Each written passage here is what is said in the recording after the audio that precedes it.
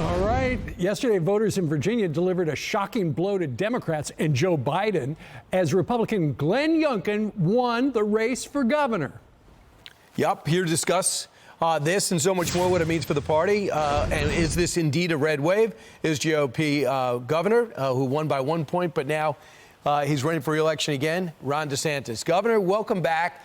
What is your takeaway from what might be happening in New Jersey with a victory and what did happen in Virginia? Well, I think people are rebelling against what the Democratic Party stands for nowadays, the never-ending mandates and restrictions because of COVID, using our school system for leftist indoctrination rather than high-quality education, and then the Biden regime failures from Afghanistan to the southern border, gas prices, inflation, supply chain. I think you had Glenn Youngkin, who really, I think, did a great job, was a great candidate, and I think he really represented a contrasting vision that was much more appealing to the majority of Virginians. And I do think, Brian, this wave is building. I think it was strong last night, but I think it's going to keep building all the way into 2022. And if you go back to the 2010 wave that Republicans had, I think there's more dissatisfaction with what's going on in D.C.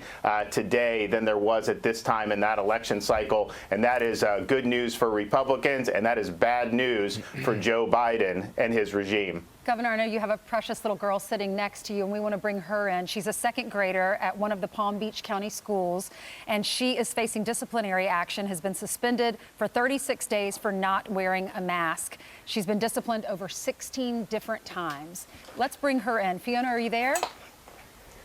Yeah. Morning. Good morning, Fiona. So tell us about what's happening in your schools and why you've decided not to wear a mask. Right. I mean, for a second grader to stand up like this is pretty impressive. Right? And I'm not wearing. Go ahead. Go ahead. I'm not wearing a mask because you touch it and you have germs on your hand, and then you put it on your face and breathe in all the germs. That's right. So Governor, I remember in the summer you signed an executive order that mask wearing was optional in the public schools, but then the Palm Beach County schools said, you know what, you got to wear a mask. So, you know, kids like Fiona are caught in the middle. So we've had a lot of litigation since then. Fortunately, we're winning all these cases, Steve, and I'm going to have a legislative session come in, a special session, primarily to deal with protecting people's jobs against COVID vax requirements. But we're also going to address this issue of our Parents' Bill of Rights and making sure that we have strong teeth in it so that if you have a situation where Fiona's forced to do this, and that's not something her mother wants her to do, then the parent ultimately makes a decision. So we are going to strengthen that, and we're going to make sure that folks are able to go to school in the best possible way for them and for their learning experience. Right. Fiona, what do your friends say? What do your friends say about the masks? Do your friends like to wear them or not wear them? Well, they don't like to wear them, but they wear them at school. Yeah. Fiona, it sounds like you may have to repeat second grade because of the days off and the discipline. How do you feel about that, having to take this grade over again? Well, I don't feel good about that, and I don't want to take the grade over again. Because I've also been doing most of the work at home also. Mm-hmm. Wow. And this is something, the idea, they're not following Florida law.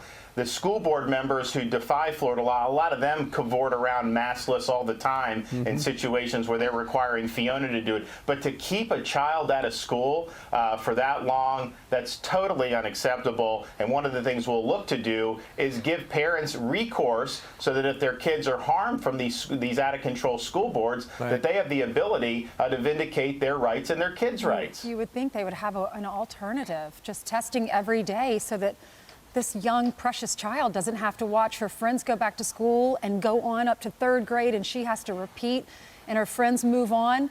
Just, it's heartbreaking. Let me read the statement from the Palm Beach County School District. They said, shortly after the current school year began, the Palm Beach County School District adopted a facial covering mandate to address the rapid rise in cases and to offset the imminent threat to the community and our ability to keep schools open. Students, except those who are medically eligible to opt out, must wear facial coverings while indoors. Governor, we'll give you the last word.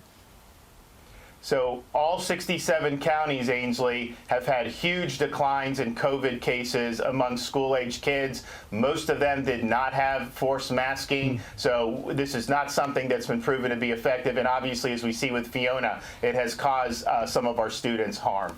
All right, Governor, thank you very much. And Fiona, good luck.